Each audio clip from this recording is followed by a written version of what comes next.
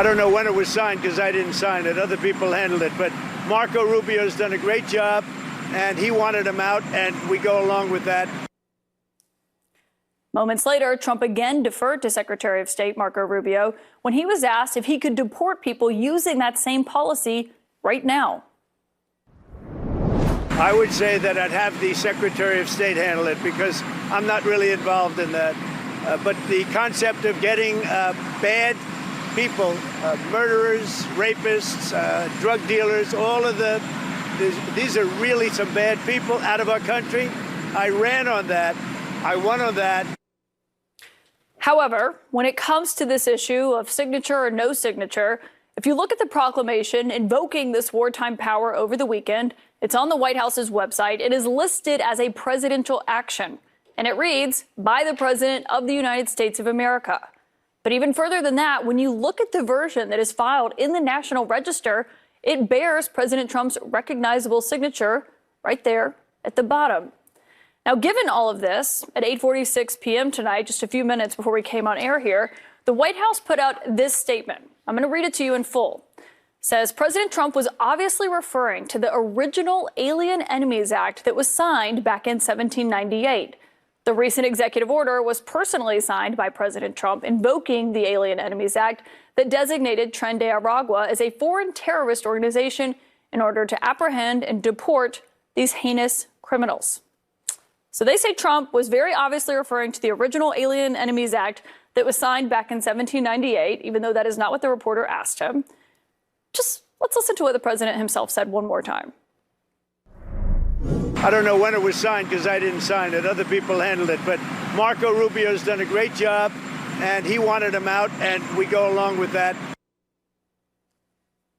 I have two of my top legal sources here, CNN senior legal analyst Elie Honig and retired judge Jill Convisor. Elie, was the president obviously referring to this act of 1798? Yeah, was he telling us that I'm not John Adams, the guy who signed it back in 1798? Here's why Donald Trump's statement earlier today, the obvious thing he was saying here is, I did not sign this proclamation that was used last week to deport these aliens. If that's true, if Donald Trump did not actually sign that proclamation, it's a big problem because the law specifically requires a proclamation by the president. The law says that the president has to make a public proclamation of the event. So if he was telling the truth, if in fact he did not sign this thing, everything that followed, the deportation of these individuals was all illegal, was all null and void. That's why they're trying to walk it back with this ridiculous attempt to walk the tightrope. I mean, Judge Boasberg has Google. He wasn't asking who signed the 1798. This wasn't like a history class that was happening in the courtroom. Elon got so much time in his hands. It's serious, troops, apart from helping Melania sort of slide into Justin's DMs. Now he's free. Should we dive into the latest episode of When Billionaires Play War with too much time on their hands? Today, Elon Musk gets a crash course in war games 101 from the Pentagon. That's not a joke, it's actually serious. The man who could barely keep a car on the road without autopilot is now being briefed on US war plans for China. I mean, who better to strategize over nuclear chess than the guy who sold, and this is true, flamethrowers on the internet? It's Friday, yeah. Oh dear, oh dear, oh dear. But here's the kicker. While Elon is busy playing Risk on the world map, back at the home front, he's got a few side quests lined up thanks to having so much time on his hand and being buddies with his VP Trump. First off, I think he's going to help Marco Rubio find his spine. I hear that's been missing since the last vote on climate change. Maybe it's hiding in one of those Tesla cyber trucks. And let's not forget about Miss Kristi Noem. While she's out there cosplaying as an army ranger, have you seen her? I suppose Elon will be somewhere tying her shoelaces together as she looks for another puppy to kill. We wouldn't tripping over the truth, would we? Yeah. Does she ever tell the truth, or is it just all Livette gaslighting? Next stop, Elon's got all his time in his hand. He can join forces with Pete Hegseth to scrub the history books clean of any mention of black or female army heroes, because why acknowledge diversity when you can just deny it ever existed? Hey Pete, Elon's in to help you do that one. It's a bit crazy, isn't it? For the grand finale, Elon's got so much time in his hands. Swing by Fox News to install an intravenous drip for Judge James Boasberg. Straight vodka, I think. Should keep the opinions flowing and the facts minimal. Or non-existent. I think that's what they do on the 5. Did you ever see any truth on that? No. Before he clocks out, by the way, Elon's still got a bit of time to jot down 5 gaslighting headlines for Caroline Yvette. Something like, what should we do?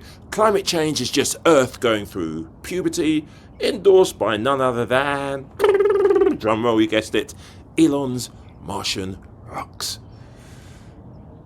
Do I sound a bit sarcastic? Anyway, should we wrap it up? Because the madness, remember this, if you thought Elon launching cars into space was peak, 2025, just wait until he starts launching nuclear peace treaties. Who needs diplomacy when you got a billionaire with a Twitter account and a Starship? Action. You know who I wish had access to classified information? Donald Trump. Because the President of the United States is out there talking about, for example, the war in Ukraine, and telling us what's happening on the battlefield based on what Putin tells him, and not based on what our intelligence community tells him, not based on the classified information that he's supposed to have access. This is a stupid game. It's silly, it's dumb, but there are important issues that the president should be focused on right now around the world, including the war in Ukraine, including the situation with China and Taiwan.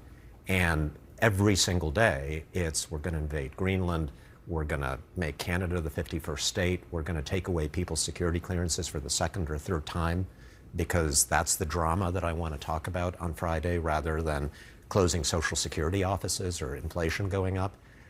I mean, why are we even talking about this trivial, silly, stupid stuff that the entertainer-in-chief wants us to be talking about? And yet, it's pretty clear to me from watching the events of the past 24 hours that that's exactly what Musk was headed in to go do. I'm not sure the president knew about it.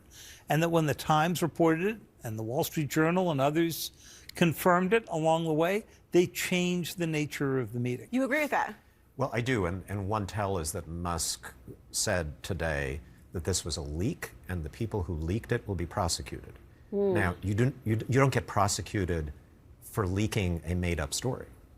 You might get, criticized for it, but a leak is something that is true that you're not supposed to tell members of the news media. And the chief of staff